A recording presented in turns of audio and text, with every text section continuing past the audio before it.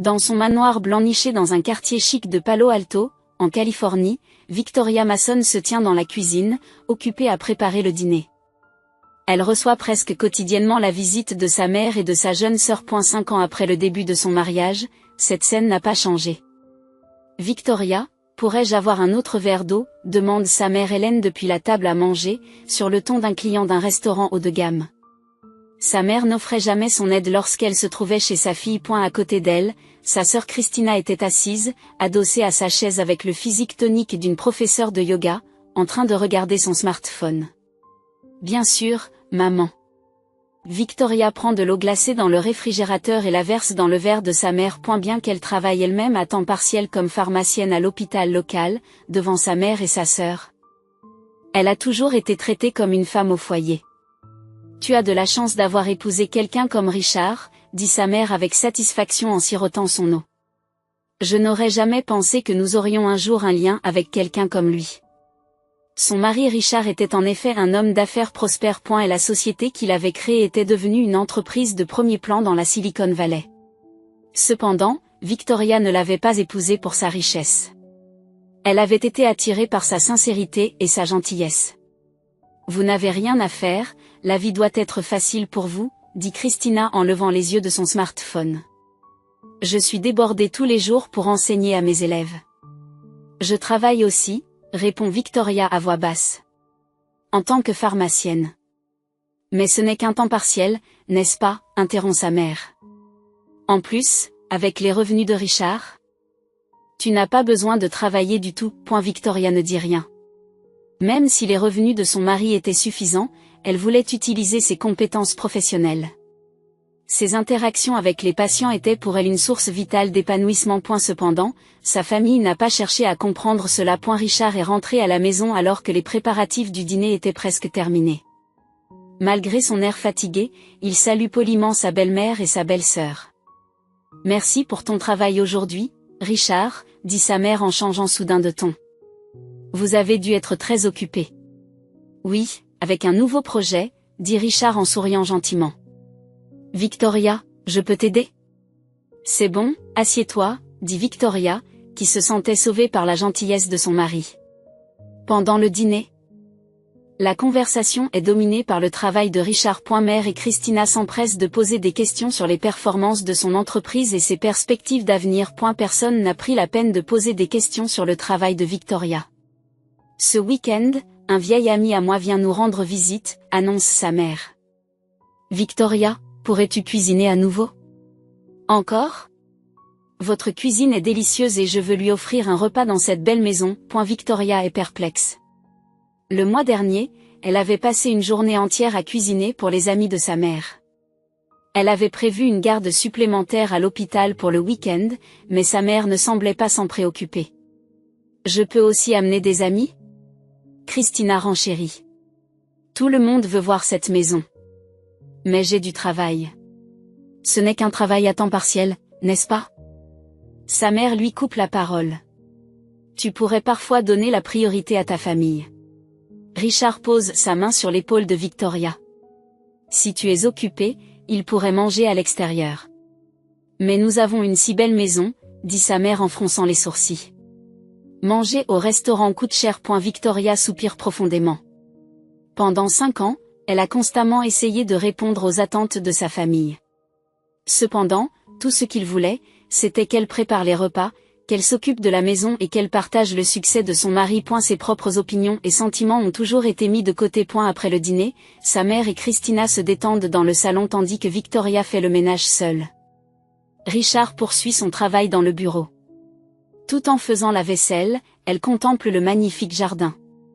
La maison était en effet merveilleuse. Mais parfois, elle ressemblait à une cage dorée. Victoria. Sa mère apparut dans la cuisine. Je peux venir demain aussi? Christina va acheter de nouveaux vêtements de yoga et j'aimerais l'accompagner. J'ai du travail demain. Encore du travail, dit sa mère avec mécontentement. Tu devrais aussi accorder de l'importance au temps passé en famille. Victoria continue à faire la vaisselle en silence. Le temps passé en famille est en effet important. Cependant, ce qu'elle recherchait, c'était une relation de compréhension mutuelle, fondée sur le respect et le soutien de l'autre. La situation actuelle en est loin. Un jour, alors que Victoria rentre chez elle après sa garde à l'hôpital, elle trouve une voiture inconnue garée dans le garage. Une Porsche noire flambant neuve brillait au soleil du soir. Lorsqu'elle entre dans la maison, Richard est radieux dans la cuisine. « Comment la trouves-tu ? » ?»« Oh, elle est magnifique. » Victoria ne peut cacher sa surprise. « Mais pourquoi si soudainement ? » ?»« La société se porte bien. »« Je me suis dit que j'allais me faire plaisir, » dit Richard avec un peu d'embarras. « J'aimerais aussi t'acheter quelque chose. »« Qu'est-ce que tu veux ? » Avant que Victoria ne puisse répondre, la porte d'entrée s'est ouverte. Elle entendit les voix de sa mère et de Christina. « Victoria, tu es là, oh, Richard ?» Sa mère est entrée dans la cuisine et a immédiatement repéré les clés de la Porsche. « Qu'est-ce que c'est ? » ?»« J'ai acheté une nouvelle voiture, » explique Richard. « Mon Dieu !» Les yeux de Christina s'illuminent. « Laissez-moi voir. » Ils sont sortis tous les trois pour regarder la voiture. Christina passe ses mains sur la carrosserie, l'air rêveur. « Tu as de la chance d'être la femme d'un homme riche, » dit-elle avec envie. « Je conduis une voiture compacte d'occasion. Mais c'est l'argent que Richard a gagné, ajoute sa mère. Ce n'est pas comme si Victoria avait fait quoi que ce soit pour cela. Victoria écoute en silence. Son incapacité à se réjouir sincèrement de la réussite de son mari la tourmente. Certes, c'était le résultat des efforts de son mari. Mais elle avait le sentiment d'avoir également soutenu le ménage et aidé son mari. « Est-ce que je peux faire un tour un de ces jours ?» demande Christina d'une voix coquette. « Bien sûr », répond Richard avec gentillesse. « Sortons tous ensemble. » Ce soir-là, la famille passe du temps dans le salon. Richard se rendit tôt dans sa chambre à cause de son travail, laissant Victoria seule avec sa mère et sa sœur. « Richard est vraiment un homme bien, » dit sa mère. « Il a tellement de succès, mais il n'est pas du tout arrogant. »« C'est vrai, » acquiesça Christina. « Les hommes que je connais deviennent prétentieux dès qu'ils gagnent un peu d'argent. D'ailleurs, il est probable qu'il aura encore plus de succès, poursuit sa mère. Le secteur des technologies de l'information est en pleine expansion, et j'ai entendu dire qu'il était question que la société de Richard soit cotée en bourse. Victoria est surprise. « Où as-tu entendu cela ? » Madame Johnson du quartier en a parlé l'autre jour. Son mari travaille dans les investissements, il est donc au courant de ce genre de choses. Mais Richard ne m'a rien dit à ce sujet. Les hommes n'ont pas l'habitude de parler travail à la maison, dit sa mère en connaissance de cause. Mais s'ils en parlent publiquement, ce sera quelque chose. Les yeux de Christina brillent. Comment ça, quelque chose ? Nous parlons de centaines de millions de dollars, dit sa mère en baissant la voix. Il pourrait devenir milliardaire. Victoria se sent mal à l'aise. Elle avait remarqué que les conversations de sa famille tournaient toujours autour de la richesse de son mari. Quelques semaines plus tard, Victoria fête son anniversaire. Lorsqu'elle se réveille, Richard est déjà parti pour l'entreprise. Un petit mot a été laissé sur l'oreiller. Joyeux anniversaire. J'ai préparé un dîner spécial pour ce soir. Je t'aime. Richard. Victoria sourit. La gentillesse de son mari lui fait chaud au cœur. Pendant son travail à l'hôpital, ses collègues ont organisé une simple fête d'anniversaire pour elle. Touchée par leur prévenance, elle a préparé un petit gâteau et une carte.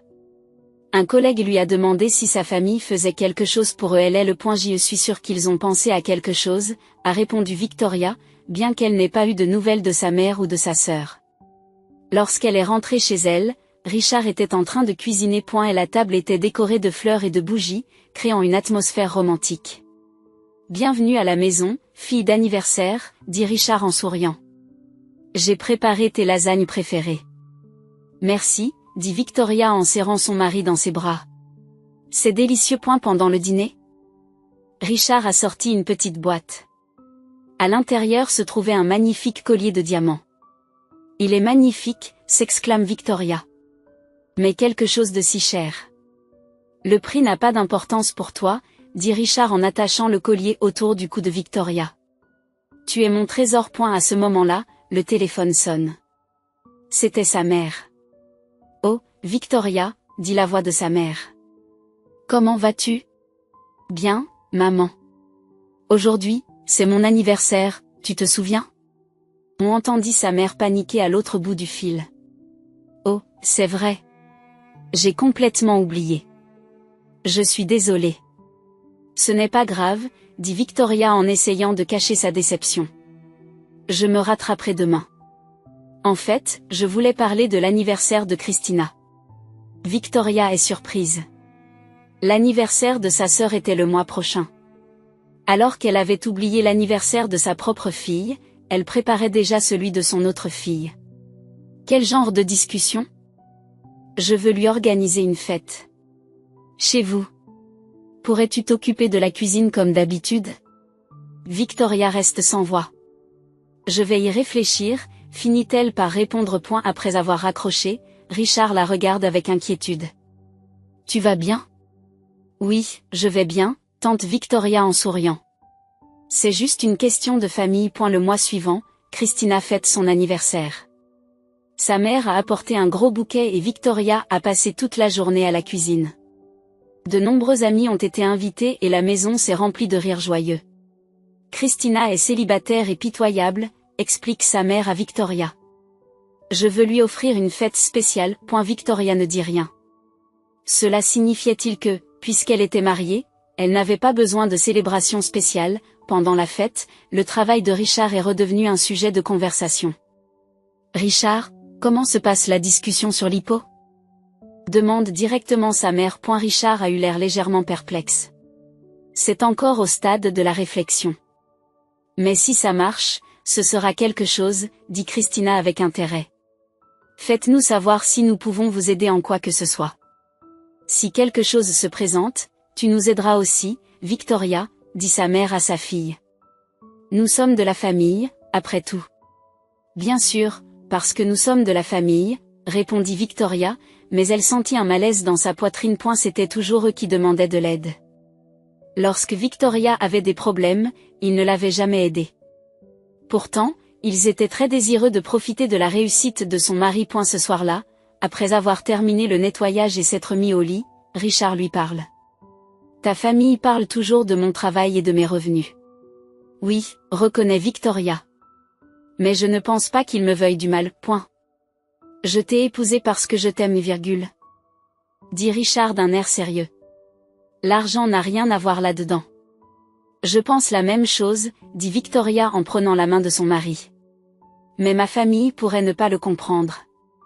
Richard réfléchit un instant. Pensez-vous que votre famille se soucie vraiment de vous? Ces mots ont frappé profondément le cœur de Victoria. Elle pensait la même chose. Un matin, Victoria a été réveillée par un appel d'urgence de l'hôpital.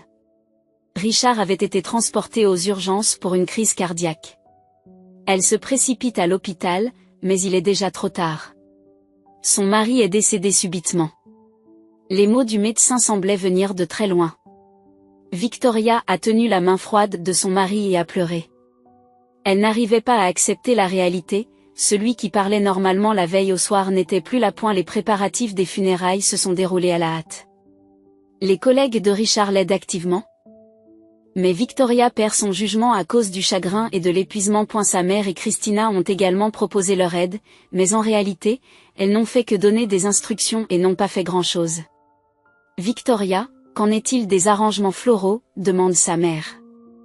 Je ne sais pas, répond Victoria, hébétée. Quelles étaient les fleurs préférées de Richard? Des roses blanches seraient parfaites, suggère Christina. C'est élégant et cela convient à Richard. Le jour de l'enterrement, l'église était remplie de nombreuses personnes. Les collègues, les amis et les voisins de Richard étaient présents. Victoria est assise au premier rang, vêtue d'une robe noire. Sa mère et Christina étaient assises à côté d'elle, mais elle pouvait voir que leurs regards se tournaient parfois vers les vêtements et les affaires des participants. Tant de gens sont venus, chuchote sa mère. Richard était vraiment un homme remarquable. Après le sermon du pasteur. Les participants sont venus un par un présenter leurs condoléances à Victoria. Le patron de Richard a parlé de sa contribution à l'entreprise et ses collègues ont loué sa personnalité. Madame, si nous pouvons vous aider en quoi que ce soit, n'hésitez pas à nous le demander, a déclaré la secrétaire de Richard en pleurant. Victoria était sincèrement reconnaissante. Après les funérailles, lorsqu'elles sont rentrées chez elle, sa mère et Christina les ont accompagnées. Tu ne devrais pas rester seule ce soir, dit gentiment sa mère. Nous resterons avec toi. Victoria, épuisée, accepte avec reconnaissance. Elles s'installent toutes les trois dans le salon et prennent tranquillement le thé. Le lendemain matin, alors que Victoria prépare le petit déjeuner dans la cuisine, sa mère apparaît. Victoria, je suis désolée d'aborder ce sujet à un tel moment, commença sa mère avec hésitation, mais as-tu déjà vérifié pour l'héritage? Victoria s'arrêta de faire ce qu'elle faisait. Cela ne fait que 2 jours que son mari est mort. Je n'ai encore rien vérifié. Je vois. Mais tu devrais le faire bientôt, n'est-ce pas, poursuit sa mère. Il y a aussi des questions fiscales. Oui, je suppose, répond vaguement Victoria. Cet après-midi-là, Christina est également venue lui rendre visite. Elle est directe. Ma sœur, à propos de l'héritage, Christina aborde le sujet sans réserve. Nous allons le diviser entre les membres de la famille, n'est-ce pas? Le diviser? Victoria est confuse. Richard le voudrait aussi, dit Christina avec conviction. Maman et moi t'avons soutenu. Me soutenir? Victoria reste sans voix. Pensait-elle vraiment qu'elle la soutenait? En outre, maman vieillit et je dois aussi penser à mon avenir, poursuit Christina.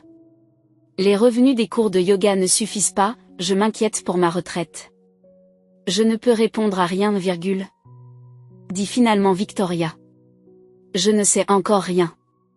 Ce soir-là, sa mère et Christina sont restées à la maison. Tu as rendez-vous avec l'avocat demain, n'est-ce pas, confirme sa mère. Oui, répond Victoria. Peut-être devrions-nous venir avec toi, suggère Christina. En tant que représentant de la famille. C'est bon, a refusé Victoria. Je peux y aller seule.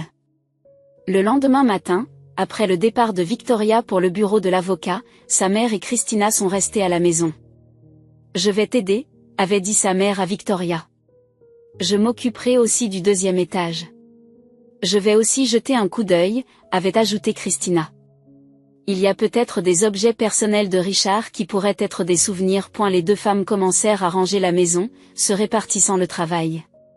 Christina se dirigea vers le bureau tandis que sa mère s'occupait de la chambre à coucher. Cette maison est vraiment grande, marmonne Christina dans le bureau. Trop grande pour qu'une seule personne puisse y vivre. Elle examina attentivement les étagères et les tiroirs du bureau. Puis, derrière une lourde étagère, elle trouva un petit coffre-fort.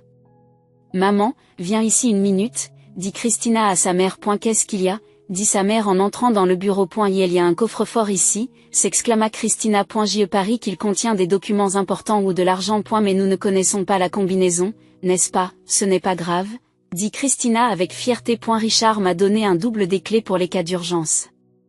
Tu te souviens que je m'en suis vantée l'autre jour? Les yeux de sa mère s'illuminent. C'est vrai, oui, dit Christina en sortant une clé de sa poche. Avec ça, je peux aussi entrer dans le bureau. Les 2 femmes soulèvent avec précaution le coffre-fort.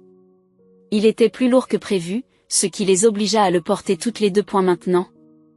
Je peux rembourser mes dettes, dit Christina à bout de souffle. Gardez ce secret pour Victoria, l'avertit sa mère. On s'expliquera plus tard. Elle charge le coffre-fort dans la voiture et le transporte jusqu'à l'appartement de Christina. Quelques jours plus tard, Victoria décide d'organiser le bureau. Elle voulait trier les affaires de Richard et chercher des documents importants. Cependant, lorsqu'elle regarde derrière la bibliothèque, le coffre-fort qui aurait dû s'y trouver a disparu. Victoria est restée figée sur place. Puis, soudain, elle s'est mise à rire bruyamment. Le rire ne s'est pas arrêté. Elle a continué à rire jusqu'à ce que les larmes coulent. J'aurais dû m'en douter, murmura-t-elle en riant. Pendant qu'elle pleurait la mort de son mari, sa famille s'était attaquée assez bien. Son chagrin ne signifiait rien pour eux. Les mots que Richard avait prononcés de son vivant lui revinrent à l'esprit. Pensez-vous que votre famille se soucie vraiment de vous? Elle comprenait maintenant ce qu'il voulait dire. Richard avait percé à jour la vraie nature de sa famille. Il avait dû prendre des précautions. Le rire de Victoria était le rire de la libération du chagrin. Lorsque le rire de Victoria se calma, elle redevint calme. Tout d'abord, elle doit vérifier si le coffre-fort a bien été volé. Elle se souvint que Richard, en personne prudente, avait installé une petite caméra cachée dans son bureau. C'est pour la sécurité, avait-il expliqué auparavant. Il y a Des documents importants ici. Victoria ouvre le tiroir du bureau et sort la carte SD de la caméra. En utilisant la méthode que Richard lui avait enseignée, elle la connecta à l'ordinateur et vérifia les images. Ce qui apparaît à l'écran, ce sont les images du jour de l'enterrement. Après le départ de Victoria pour le bureau de l'avocat. Elle a clairement enregistré Christina entrant dans le bureau. Elle a sorti une clé de sa poche et a cherché derrière l'étagère. Elle l'a trouvée et la voix excitée de Christina a été entendue dans la vidéo. Quelques minutes plus tard, sa mère Hélène apparaît à son tour. Toutes deux discutent en regardant le coffre-fort. Le son a également été enregistré. Je parie qu'il contient des documents importants ou de l'argent, dit la voix de Christina. Mais nous ne connaissons pas la combinaison, n'est-ce pas, répond la voix de sa mère. Ce n'est pas grave. Avec ça, je devrais pouvoir l'ouvrir, montre Christina. Les images montrent les deux femmes en train de coopérer pour soulever le coffre-fort. Il semblait plus lourd que prévu, car les deux personnes respiraient difficilement. Maintenant, je peux rembourser mes dettes, a déclaré Christina, dont la voix a été clairement enregistrée. Gardez ce secret pour Victoria, dit sa mère. Nous pourrons l'expliquer plus tard. Nous sommes une famille, il est donc naturel de partager. Victoria met la vidéo en pause. Le mot « dette » attire son attention. Christina avait-elle eu des dettes ? Et sa mère semblait le savoir aussi. Lorsqu'elle reprend la vidéo, elle montre les deux personnes en train de sortir le coffre-fort. Ils le transportent jusqu'à l'entrée et le chargent dans la voiture de Christina. Sa mère fait le guet pour s'assurer qu'il n'y a personne. On entend la voix satisfaite de sa mère. Parfait. Maintenant, tout va bien pour un moment. Victoria poussa un profond soupir. Les personnes qu'elle considérait comme sa famille avaient profité de la mort de son mari pour s'emparer de ses biens. De plus, il semblait l'avoir planifié à l'avance. Quand Christina avait-elle obtenu ce double des clés, le lendemain, Victoria se rend au poste de police. Elle apporte les images et dépose une plainte pour vol. Il s'agit bien d'un vol, a déclaré le policier après avoir visionné les images. Les preuves sont suffisantes. Nous allons immédiatement ouvrir une enquête. Les auteurs du vol sont des membres de ma famille, a déclaré Victoria avec douleur. Cela doit être difficile pour vous, mais légalement, un vol est un vol, même entre membres d'une même famille, explique gentiment le policier. Les souhaits de la victime sont prioritaires. Ce soir-là, la police a procédé à une perquisition dans l'appartement de Christina. Victoria est invitée à les accompagner. Christina est troublée. Il doit s'agir d'une erreur. Je n'ai rien fait. Nous avons trouvé un coffre-fort ici. Un officier a découvert le coffre-fort dans la chambre à coucher. C'est. Christina essaie de trouver une excuse, mais les mots lui manquent. Ouvrons-le, dit l'agent en essayant de déverrouiller le coffre. Victoria observe nerveusement la scène. Que pouvait-il y avoir à l'intérieur du coffre ? Une partie de l'héritage de son mari ? Des documents importants. Au moment où le coffre s'ouvre, toutes les personnes présentes restent sans voix. Il n'y avait ni argent, ni bijoux, ni documents importants à l'intérieur. Il était rempli de coupons de supermarché. Qu'est-ce que c'est ? Même le policier ne sait plus où il en est. Victoria se remet à rire. Cette fois, c'était un rire rempli d'admiration et d'amour. Richard, dit-elle à son mari dans son cœur. Tu es vraiment quelqu'un. Christina regarde le contenu du coffre et devient rouge vif. Pourquoi est-ce faux ? Cela n'a aucun sens.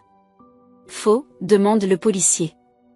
Eh bien, il devrait y avoir de l'argent dedans, laisse échapper Christina.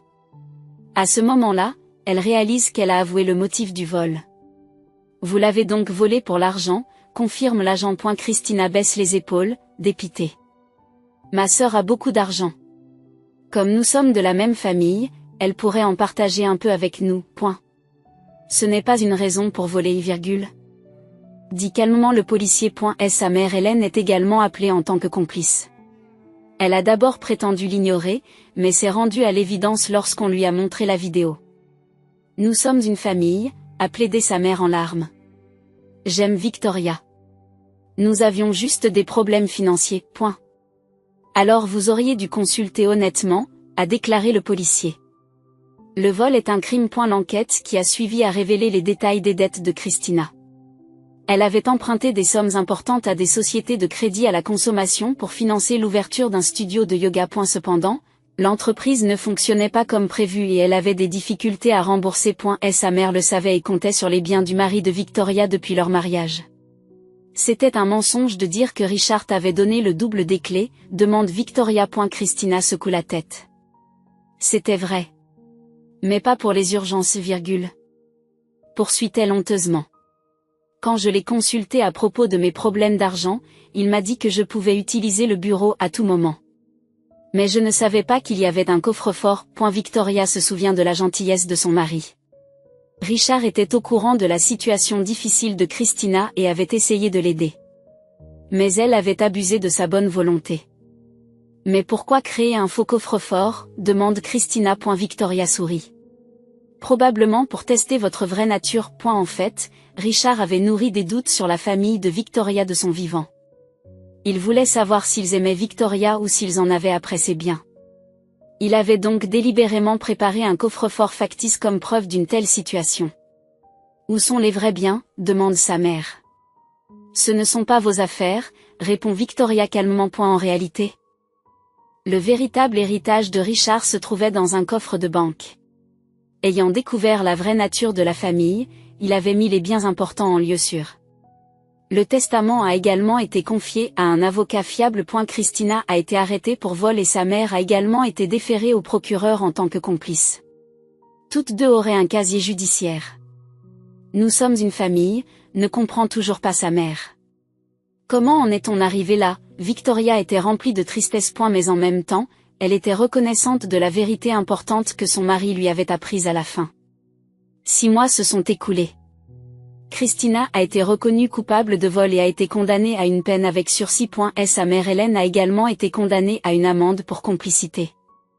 Toutes deux ont désormais un casier judiciaire, ce qui rend l'emploi difficile. Christina a envoyé de nombreuses lettres d'excuses. Mais Victoria les a jetées sans les lire. Elle ne voulait plus entendre d'excuses du genre « Pardonnez-moi parce que nous sommes de la même famille » ou « J'avais juste des problèmes financiers ». Lors d'un entretien avec l'avocat, le véritable héritage de Richard a été révélé. En incluant les actions des sociétés informatiques, les biens immobiliers et les fonds d'investissement, le total dépassait les 100 millions de dollars. Victoria est stupéfaite. Elle ignorait que son mari avait accumulé une telle fortune. Richard a spécifié que tout devait vous être confié, lit l'avocat dans le testament. Et il y a des instructions spéciales. Le testament contenait un message d'amour à Victoria, ainsi que ces mots. Si votre famille vient après les biens, c'est exactement ce que j'avais prédit. Vous êtes libre d'être vous-même. Votre vie vous appartient. Victoria pleure. Jusqu'au bout, son mari a pensé à elle en premier. Pourquoi créer un faux coffre-fort? Elle se souvint des paroles de Christina à l'époque. Richard avait préparé un mécanisme pour exposer la vraie nature de la famille en cas d'urgence.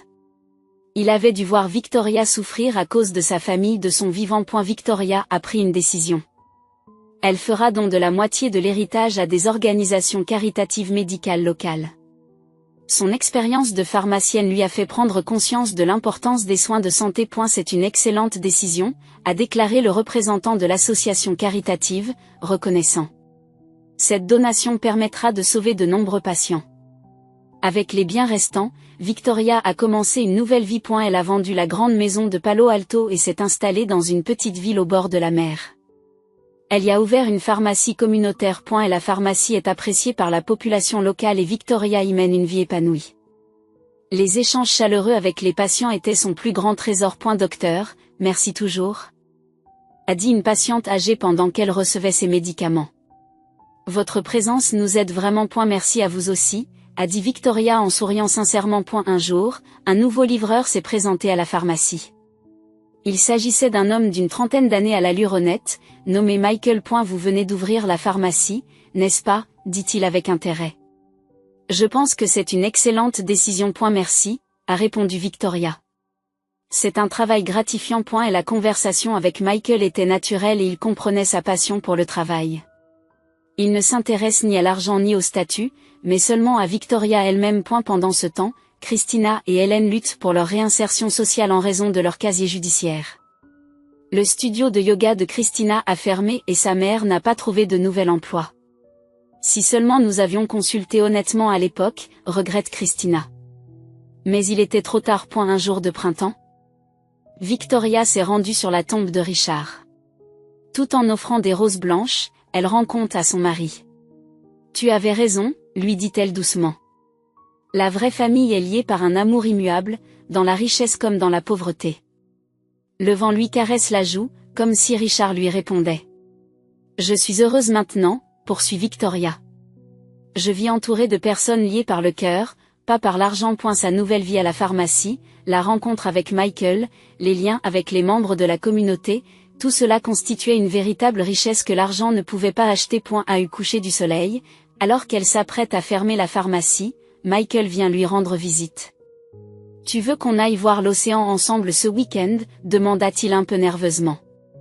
Oui, j'en serais ravie, sourit Victoria. Pour elle, qui a vu des gens cibler des biens sous le nom de famille. Une relation pure et sans calcul est plus précieuse que tout. Et la vérité que Richard lui avait enseignée à la fin était que l'amour est inconditionnel. Victoria a commencé à suivre un nouveau chemin dans la vie. Surmontant les douleurs du passé, elle a trouvé le vrai bonheur.